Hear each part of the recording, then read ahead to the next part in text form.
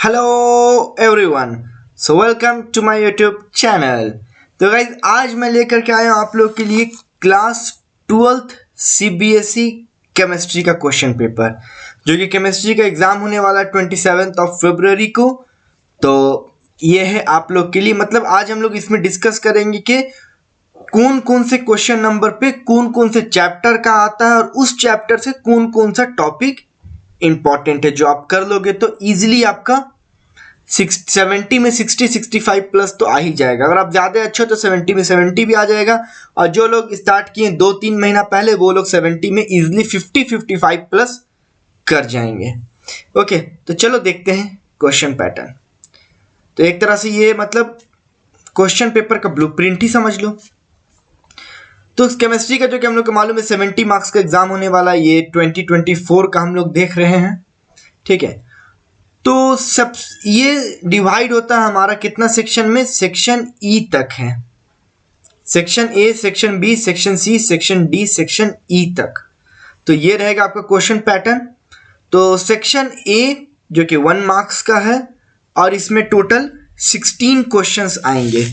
ठीक है, तो सेक्शन ए का हर क्वेश्चन 1 मार्क्स का रहेगा। Each question carries of 1 marks and total number of questions will be 16। तो क्वेश्चन नंबर 1 जो आपका इलेक्ट्रोकेमिस्ट्री चैप्टर से आएगा, और ये क्वेश्चन रहेगा आपसे पूछेगा कि मतलब दिया रहेगा, बोलेगा विच ऑफ द फॉलोइंग है द हाईएस्ट कंडक्टिविटी। ये क्वेश्चन आएगा। क्वेश्चन नंबर 2 ऑर्गेनिक केमिस्ट्री से आएगा, इसमें आइडेंटिफाई ए और बी, मतलब आइडेंटिफाई कंपाउंड ए और कंपाउंड बी, वैसा वाला क्वेश्चन जो है आपका वो आएगा। क्वेश्चन नंबर 3 बायोमोलिक्यूल्स से आएगा, बायोमोलिक्यूल्स। फिर question number 4 IUPAC. Question number 5 organic chemistry से रीजनिंग क्वेश्चंस आएगा, रीजनिंग वाला। Question number 6 D and F block से। तो अभी पहले हम लोग क्वेश्चन नंबर देखेंगे और उसमें कौन कौन सा चैप्टर से कैसा क्वेश्चंस आता है वो देखेंगे। उसके बाद हम लोग देखेंगे कि हर चैप्टर से कौन कौन सा टॉपिक्स है जिससे रिपीटेड क्वेश्चंस आता है। तो वही सब टॉपिक्स आपको करना होगा, तो आप आराम से नंबर स्कोर कर लोगे।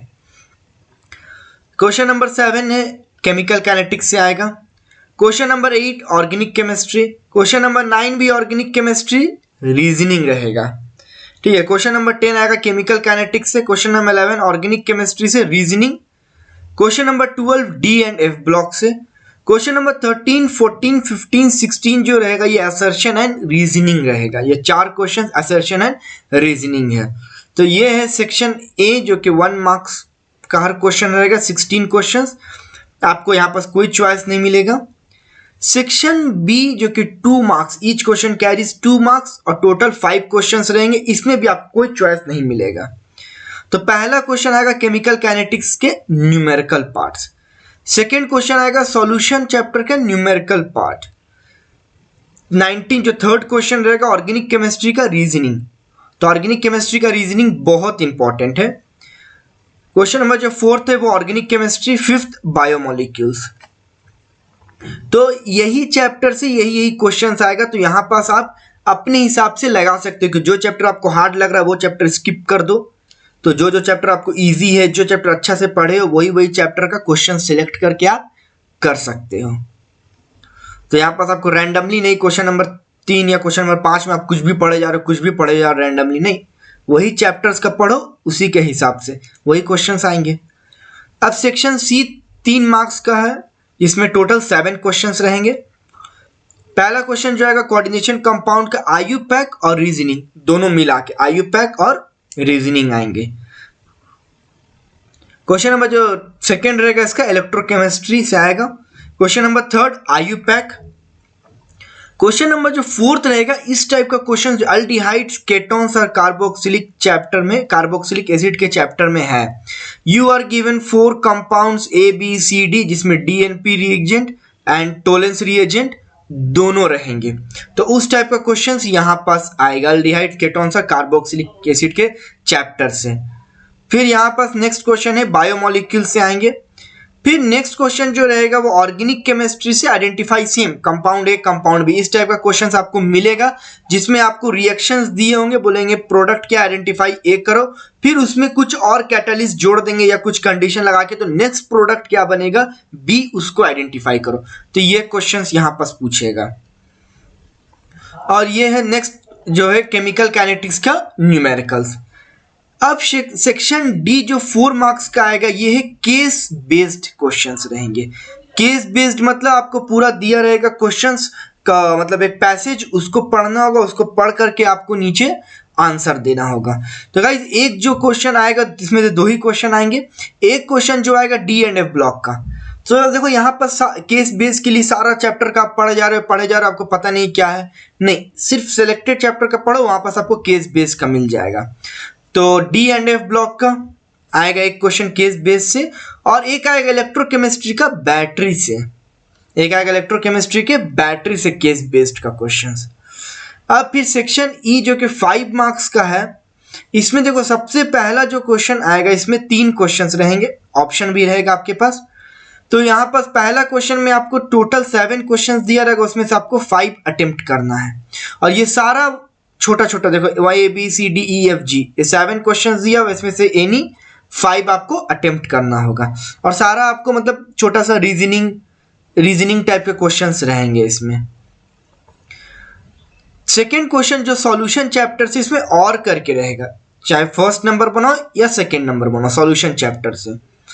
अब थर्ड में देखो यहाँ पर भी और करके आपके पास ऑप्शन है, इसमें या तो ऑर्गेनिक केमिस्ट्री का रीजनिंग, या ये क्वेश्चन आएगा arrange the following in increasing and decreasing order. ये भी ऑर्गेनिक केमिस्ट्री का दिया रहता है, उसमें अरेंज करना पड़ता है किसी के बेसिस पे, आयोनाइजेशन थैल्पिक एनर्जी पे, या किसी के बेसिस पे इंक्रीजिंग या डिक्रीजिंग ऑर्डर में अरेंज करना होता है। और ये जो क्वेश्चन है guys aldehyde, ketones and carboxylic acid का जब आप चैप्टर खोलोगे उसमें एनसीईआरटी इन टेक्स्ट क्वेश्चन जब जाएंगे तो क्वेश्चन नंबर 10, 11, 19, ठीक है। ये ओल्ड बुक के हिसाब से बोल रहा, न्यू बुक पे ये नहीं मिलेगा, या मिल भी सकता है नहीं पता, लेकिन ओल्ड बुक जो आपका है उसके हिसाब से aldehydes, ketones and carboxylic acid का जब एनसीईआरटी एक्सरसाइज खोलोगे, इन टेक्स्ट में एक्सरसाइज खोलोगे, तब क्वेश्चन नंबर 10, 11 एंड 19 उस टाइप का जो क्वेश्चन है सेम वही पैटर्न का क्वेश्चन पूछेगा, ठीक है। तो हो सकता है मे बी सेम क्वेश्चंस पूछ दे, ज्यादातर तो सेम क्वेश्चंस पूछता है, ये चांसेस है, नहीं तो कुछ वैल्यूज चेंजेस करेगा, बाकी क्वेश्चन यही पैटर्न का रहेगा। तो आप देख लो 5 मार्क्स के लिए आपको कौन कौन सा करना पड़ेगा। एक solution chapter aldehyde, ketones, carboxylic acid का, वो एनसीईआरटी का क्वेश्चन नंबर 10, 11 या 19 उस टाइप का, और यहाँ पास रीजनिंग क्वेश्चंस रहेंगे। तो आप उसी हिसाब से प्लान करो, जैसे कि 5 नंबर का हो गया, 4 नंबर का आपको डी एंड एफ ब्लॉक पढ़ लो, उसके केस बेस आएंगे, फिर बैटरी के इलेक्ट्रोकेमिस्ट्री उससे केस बेस्ड आएंगे। तो ये सब आपको मालूम होना चाहिए कि कौन क्वेश्चन, मतलब कौन क्वेश्चन नंबर पे कौन चैप्टर का क्या टाइप का क्वेश्चन आएगा, कि आप सिर्फ उसी पे फोकस करके ज्यादा से ज्यादा नंबर स्कोर कर सकते हो, ठीक है। तो अब हम लोग बात करेंगे, ये था क्वेश्चन पैटर्न कि किस हिसाब से आपके कौन कौन से क्वेश्चन नंबर पे कौन कौन सा क्वेश्चंस आएगा। तो उसके हिसाब से आपको जो चैप्टर डिफिकल्ट लगता है आप स्किप कर सकते हो, जो इजी लगता है उसको अच्छा से करके यहाँ पर से क्वेश्चन सिलेक्ट करके पहले ही से माइंड में जा सकते हो कि हम सेक्शन सी में से इतना ही क्वेश्चन करने वाले हैं, सेक्शन डी में से दोनों करेंगे 8 नंबर, सेक्शन ई में से 2 करेंगे 10 नंबर, 18 नंबर यहाँ। तो उसके हिसाब से आप मैनेज करके जा सकते हो। इसके होगा कि आपको रैंडमली कुछ नहीं पढ़ना पड़ेगा। अब हम लोग आते हैं इस पे कि हर चैप्टर से कौन कौन सा टॉपिक आने वाला है, ठीक है। तो अब चलो पहला चैप्टर जो हमारा सॉल्यूशन है, जो 7 मार्क्स का रहेगा, टोटल 7 मार्क्स का आता है सॉल्यूशन चैप्टर से। तो सॉल्यूशन चैप्टर में गाइस हेनरीज लॉ, ठीक है, हेनरीज लॉ पूछता है, हेनरीज लॉ से क्वेश्चन आएंगे। वो था कि सॉल्युबल, मतलब ये लिक्विड का सॉल्युबल इन गैस में, लिक्विड सॉल्युबल इन लिक्विड में, वहां पर से क्वेश्चन आएंगे Henry's law.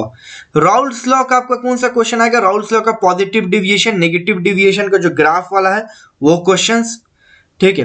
Colligative properties, guys colligative properties का 4 ही प्रॉपर्टीज है, उसमें से कोई एक न्यूमेरिकल आने वाला है, और वेंट ऑफ फैक्टर से एक न्यूमेरिकल, ठीक है।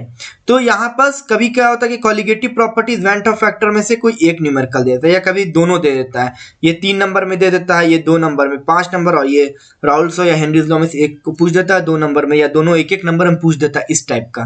तो यही इतना ही कर लो, एक्स्ट्रा करने का कोई जरूरत नहीं है आपको, इतना ही में से क्वेश्चन आएंगे। हेनरीज लॉ का जो मैंने बता दिया, राउल्स लॉ का पॉजिटिव डिविएशन, नेगेटिव डिविएशन का जो आपका है प्लस ग्राफ वाला, ठीक है, वो, फिर से कॉलिगेटिव प्रॉपर्टीज का न्यूमेरिकल, वेंट ऑफ फैक्टर का न्यूमेरिकल। अब नेक्स्ट चैप्टर है इलेक्ट्रोकेमिस्ट्री, जिसे 9 मार्क्स के आते हैं, बहुत इजी चैप्टर है। इससे देखो नर्स्ड इक्वेशन, गिब्स एनर्जी में से दोनों में से एक न्यूमेरिकल पूछता है। ज्यादातर चांसेस किसका है? गिब्स एनर्जी का, ज्यादातर चांसेस गिब्स एनर्जी का है। तो नर्स्ड इक्वेशन या गिब्स एनर्जी का न्यूमेरिकल देख लो, उसमें से क्वेश्चन आएंगे। खोलरूश लॉ, खोलरूश लॉ में से भी आपको आता है न्यूमेरिकल, ठीक है। फिर आपका एसआई यूनिट और डेफिनेशन याद रख लेना 1 मार्क्स के लिए। डेफिनेशन मतलब कंडक्टिविटी, रेसिस्टिविटी, मोलर कंडक्टिविटी, ठीक है, तो वो सब है, उसका डेफिनेशन याद रख लेना, ठीक है। फिर कंडक्टेंस, तो वो सब का डेफिनेशन और यूनिट एक एक नंबर के लिए है। और फिर बैटरी, जो कि मैंने बताया केस स्टडीज के लिए बैटरी आपका पूछेगा।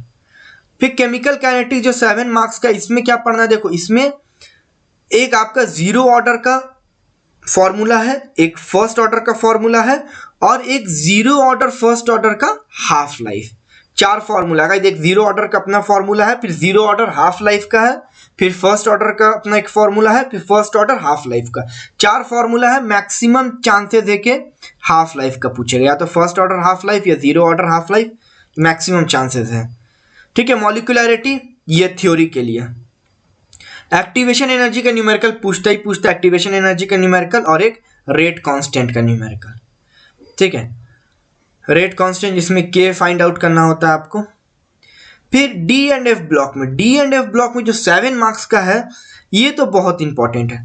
प्रिपरेशन KMnO4 का प्रिपरेशन और K2Cr2O7 का प्रिपरेशन कर ही लेना, क्योंकि वो आपको पूछता ही पूछता है वहां पास एग्जाम में, ठीक है। उसके अंदर के स्टेप्स पूछ देगा कि right the steps of preparation of MnO2, वैसा करके।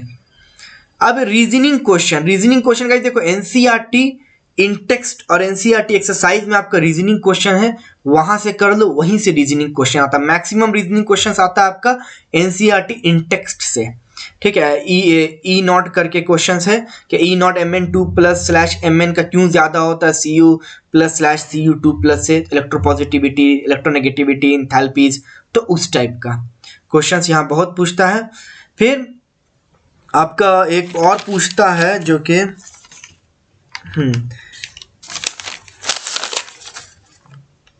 एक चीज पूछेगा आपका magnetic properties, paramagnetic properties, diamagnetic properties पे कि ये कलरलेस क्यों होता है, ये कलर्ड क्यों होता है, वो रीजनिंग में आपका पूछेगा यहाँ पे। और फिर आयोनिक रेडियाइज और आयोनाइजेशन एंथैल्पी पे भी ये शॉर्ट क्वेश्चंस पूछेगा। फिर नेक्स्ट हम लोग चैप्टर आएंगे कोऑर्डिनेशन कंपाउंड। कोऑर्डिनेशन कंपाउंड में एक तो आयुपैक जो बुक का है, आयुपैक पूछेगा। फिर दूसरा है रीजनिंग, रीजनिंग में से देखो यहाँ भी मैग्नेटिक प्रॉपर्टीज है और स्पेक्ट्रोकेमिकल सीरीज है। स्पेक्ट्रोकेमिकल सीरीज में ऑक्टाहेड्रल सीरीज और टेट्राहेड्रल सीरीज, उसमें से क्वेश्चंस पूछेगा। बस यही सब टॉपिक का लेना है, और सब टॉपिक आप करो नहीं करो उसमें कोई फर्क नहीं पड़ता, लेकिन ये सब टॉपिक्स आपको करना ही करना है। अगर आपने ऑलरेडी पहले से पढ़ के लिखा हुआ तो ये सब टॉपिक कर लो, रिवीजन आपके लिए हो जाएगा, इजिली 65 प्लस आपका आ जाएगा। अगर आपने नहीं किया, अभी आधा अधूरा किए हुए हो, तो एटलीस्ट जो जो टॉपिक पे हमने मार्क करवाया यही सब टॉपिक कर लो, और क्वेश्चन पैटर्न आपको पता है उसके हिसाब से कर लो। 70 में 50 प्लस तो इजिली हो जाएगा आपका। अभी भी टाइम है, 10 दिन बहुत होता है। डेली अगर आप 6 से 8 घंटा दोगे तो आराम से 60 to 80 आवर्स में आराम से आप कर लोगे रिवीजन के साथ, बस मैनेज करना होगा आपको। फिर ऑर्गेनिक केमिस्ट्री जो कि बहुत इंपॉर्टेंट है, 26 मार्क्स का आता है। ऑर्गेनिक केमिस्ट्री में आपको चैप्टर्स है halo alkanes, halo arenes, alcohols, phenols and ethers, aldehyde, ketones, carboxylic acid और अमाइंस। तो ये चारों चैप्टर मिला के 26 मार्क्स का आपका आता है, जिसमें सबसे ज्यादा आपको पूछता है रीजनिंग। रीजनिंग का बहुत रीजनिंग पूछता है, रीजनिंग आपको सबसे ज्यादा। फिर उसके बाद हम देख चुके आइडेंटिफाई कंपाउंड्स करने के लिए ए बी दे देगा, आइडेंटिफाई कंपाउंड करने के लिए दो के दो रिएक्टेंट रिएक्ट कर रहा है कुछ कंडीशन पे, तो फाइनल प्रोडक्ट क्या बनेगा, आइडेंटिफाई करो ए। फिर ए के बाद फिर हम लोग कुछ रिएक्टेंट मिलाएंगे इसके साथ या कुछ कंडीशन पे, तो नेक्स्ट प्रोडक्ट मिलेगा बी, वो आइडेंटिफाई करो बी।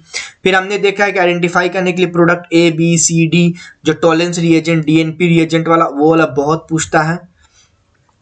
फिर गाइस थर्ड नंबर पे देखो arrange in descending order increasing order, एक ही पूछता है, वो भी कहाँ पूछा है, 5th मार्क में, वो भी ऑप्शन में। तो arrange in ascending order descending उतना नहीं पूछता, लेकिन रीजनिंग सबसे ज्यादा, फिर आइडेंटिफाई कंपाउंड्स ABCD, फिर कन्वर्जन भी पूछता है इसमें, और फिर IUPAC नेम। ठीक है, ये उतना ज्यादा नहीं पूछता, ranging increasing descending order. IUPAC name 11th में पढ़े हुए हैं, सेम चीज कंटिन्यू और IUPAC नेम में। और नेमिंग रिएक्शंस, देखो नेमिंग रिएक्शंस पूछता है 2-3 नंबर में, नेमिंग रिएक्शंस पूछ लेगा। रीजनिंग तो आपने देखा हर जगह पूछा, आइडेंटिफाई कंपाउंड का भी हम दिखा दिए। कन्वर्जन भी 2-3 नंबर में कन्वर्जन पूछता है, ये एक ही क्वेश्चन पूछता है। IUPAC पूछता है ज्यादा। ठीक है, तो आपको reasoning, identify compound, conversion, IUPAC ये सब है, तो इस पे ही आपको फोकस करना है। ऑर्गेनिक केमिस्ट्री क्योंकि 4 चैप्टर मिला करके ऑर्गेनिक केमिस्ट्री और 26 मार्क्स वेटेज भी है, तो इसको आप छोड़ नहीं सकते ऑर्गेनिक केमिस्ट्री को। और लास्ट चैप्टर है बायोमोलिक्यूल्स, जो कि 7 मार्क्स का आता है। देखो बायोमोलिक्यूल्स में एक तो ये क्वेश्चन तो बहुत आएगा, विटामिन के डिफिशियंसी, मतलब ये विटामिन का डिफिशियंसी हुआ तो कौन सा डिजीज हो जाएगा। ठीक है, तो अगर ऐसा एक क्वेश्चन आएगा या क्वेश्चन आएगा कि ये डिजीजेज है तो कौन सा विटामिन इसको सही करता है। ठीक है, तो या ये डिजीजेज है तो कौन से विटामिन की कमी से ये डिजीज हो जा रहा है, तो ये पूछता है क्वेश्चन। और एक स्ट्रक्चर ऑफ ग्लूकोज से, या स्ट्रक्चर ऑफ फ्रुक्टोज से, या स्ट्रक्चर ऑफ प्रोटीन, या स्ट्रक्चर ऑफ न्यूक्लिक एसिड, इसमें से एक क्वेश्चन पूछेगा। ठीक है, तो यही सब टॉपिक है जो आपको कर लेना है। ठीक है, अगर आप कर चुके हो ऑलरेडी तो यही सब टॉपिक पे फोकस करो, ज्यादा से ज्यादा टाइम देके अच्छे से रिवीजन करो। अगर आपने नहीं किया, आधा अधूरा किया हुआ है, तो ये सब टॉपिक बस पकड़ लो और इतना ही टॉपिक पे फोकस करके अच्छे से कर दो। आराम से आपका नहीं किए हो तो 50+ तो आ ही जाएगा, 70 में कर लिए हो तो रिवीजन करो 60+, 65+, आराम से 70 में आ जाएगा। आपको पता चल गया कि कौन कौन चैप्टर में से हमको कौन कौन सा टॉपिक ही पढ़ना है, अलग टॉपिक दूसरा टॉपिक नहीं पढ़ना, उसको नहीं टच करना है। तो वही सब टॉपिक पे फोकस करो, मैक्सिमम नंबर ऑफ क्वेश्चंस उस पे बनाओ। PYQs है, PYQ से निकालो क्वेश्चंस, वही क्वेश्चंस बनाओ। क्योंकि गाइस अब पैटर्न चेंज हो चुका है, पिछले आता था पूरा चैप्टर, इस बार आ रहा सिर्फ 10 चैप्टर्स ही आ रहा है, तो पैटर्न इस बार का चेंज हुआ है। ठीक है, तो पैटर्न जो कि हमने आपको बता चुका है कि पैटर्न किस तरह से चेंज हुआ है। ठीक है, तो ये रहा आपके सामने, ये है पैटर्न्स। ठीक है, किस हिसाब से क्वेश्चंस आएगा तो आप उसके हिसाब से फोकस करो। 5 नंबर में सॉल्यूशन का सिर्फ न्यूमेरिकल्स करो आपको। ठीक है, इसमें आएगा यहाँ पास न्यूमेरिकल्स और थ्योरी है वो करो, तो उस हिसाब से आप सिलेक्ट कर लो चैप्टर्स, कौन कौन सा चैप्टर आपको फोकस करना है, और वो चैप्टर में से कौन कौन सा टॉपिक फोकस करना है जो आपको इधर आपको मार्क्स मिलेगा उससे। ठीक है, तो ये है केमिस्ट्री का, अच्छे से प्रिपेयर कीजिए। अगर कोई डाउट है या आप चाहते हो कि किसी नया चीज पे हम वीडियो बनाए तो कमेंट्स करके बताओ, तो हम नेक्स्ट वीडियो उस पे लेकर के आएंगे। फिलहाल अभी नेक्स्ट वीडियो लेकर के आएंगे अब फिजिक्स पे। तो ये था केमिस्ट्री का। तो आपको लोगों का पहला एग्जाम केमिस्ट्री है, मतलब 27 फेब को आने वाला केमिस्ट्री है, तो इसलिए हमने पहले केमिस्ट्री बना दिया। तो अच्छे से तैयारी करो, एंड कुछ भी होगा तो कमेंट बॉक्स में करो, हम वीडियो लेकर के आएंगे उसका। तो okay guys, thank you so much, मिलते हैं नेक्स्ट वीडियो में। सो बाय बाय, टेक केयर।